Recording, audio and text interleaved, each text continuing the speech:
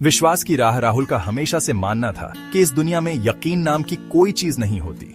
उसका विश्वास था कि इंसान सिर्फ खुद पर ही भरोसा कर सकता है, बाकी सब झूठ और छलावा है। इसी सोच की वजह से वह न किसी पर भरोसा करता था और न ही दूसरों को अपने करीब आने देता था। उसका परिवार छोटा सा था, माँ और पिता। कॉलेज में भी उसने ज्यादा दोस्त नहीं बनाए थे। जितने भी उसके जान पहचान वाले थे वे भी अक्सर शिकायत करते कि दोस्त होकर भी राहुल कभी उन पर भरोसा नहीं करता। लेकिन राहुल को किसी की परवाह नहीं थी, वह अपनी ही दुनिया में जीता था। बेटा, दुनिया भरोसे पर चलती है। अगर इंसान इंसान पर भरोसा करना छोड़ दे तो रिश्तों का क्या मतलब रह जाएगा। लेकिन राहुल इन बातों पर कभी ध्यान नहीं देता था। एक दिन की बात है, राहुल कॉलेज जाने ही वाला था कि तभी उसके पड़ोसी मिस्टर राजन घर आ गए। उन्हें कुछ पैसों की जरूरत थी। उन्होंने राहुल की माँ से मदद मांगी। माँ ने बिना सोचे तुरंत पैसे देने का मन बनाया। माँ, ऐसे कैसे पैसे दे रही हो? पहले ये पूछो कि वापस कब करेंगे। क्या गारंटी है कि लौटाएंगे भी या नहीं? बेटा, ये हमारे सालों पुराने जान पहचान वाले हैं। भरोसे पर ही तो रिश्ते निपटे हैं। चिंता मत करो। उन्होंने पैसे दे दिए। राजन जी धन्यवाद कहकर चले गए। देखो बेटा, इस तरह से सवाल करके तुमने उन्हें कितना बुरा महसूस करवाया होगा। इंसान को दूसरों पर भरोसा करना सीखना चाहिए। राहुल चुपचाप कॉलेज चला गया। दिन बीतते गए। कॉलेज की पढ़ाई खत्म होने के बाद राहुल ने नौकरी के लिए आवेदन किया। कुछ हफ्तों के इंतजार के बाद आखिरकार उसे इंटरव्यू के लिए बुलावा आया। कंपनी का दफ्तर सोलन, कश्मीर के पास था। माँ ने पूरे मन से उसके सफर की तैयारी की। पिता काम के सिलसिले में बाहर थे, इसीलिए माँ ने ही सब संभाला। उस रात माँ उसके लिए खाने का सामान एक डिब्बे में पैक कर रही थी। माँ, इतना सामान क्यों दे रही हो? सब ले जाना भारी हो जाएगा। बेटा, पता नहीं वहाँ का खाना तुम्हें कैसा लगे, चुपचाप रख लो। ठीक है माँ, समझ गया। फिर वह माँ की गोद में सिर रखकर लेट गया। माँ उसे समझाती रही, कैसे सफर करना है, कैसे लोगों से मिलना है। माँ, आप कितनी चिंता करती हो, मैं सब संभाल लूंगा। जब तुम्हारे बच्चे होंगे तब समझोगे। राहुल चुप हो गया। वह माँ की गोद में ही सो गया। सुबह माँ ने उसे उठाया। आशीर्वाद लेकर राहुल बस स्टेशन पहुंचा और सोलन जाने वाली बस में बैठ गया। सफर लंबा था।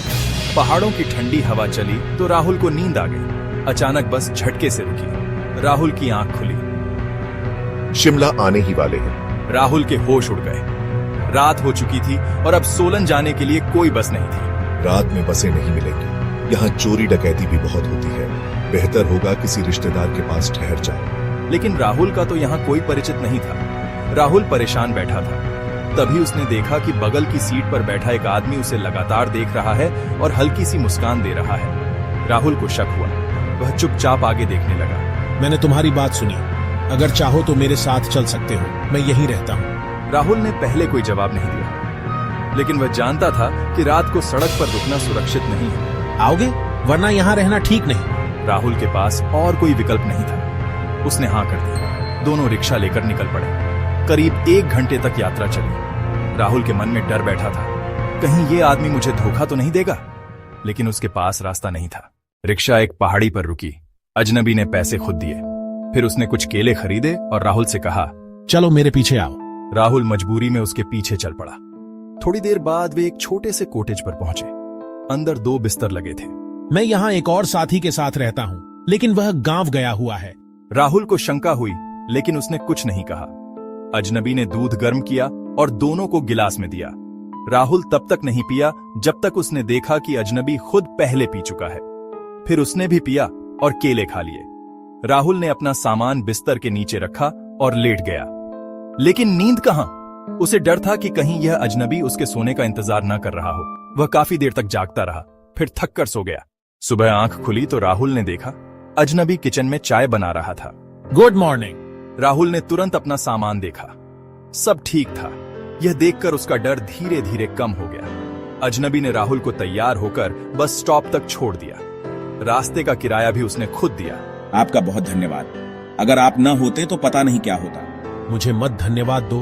अगर मैं नहीं होता तो कोई और होता। भगवान किसी न किसी को भेज ही देता। वैसे भी तुमने मुझ पर भरोसा किया, तभी तो मेरे साथ आए। दुनिया भरोसे से ही चलती है।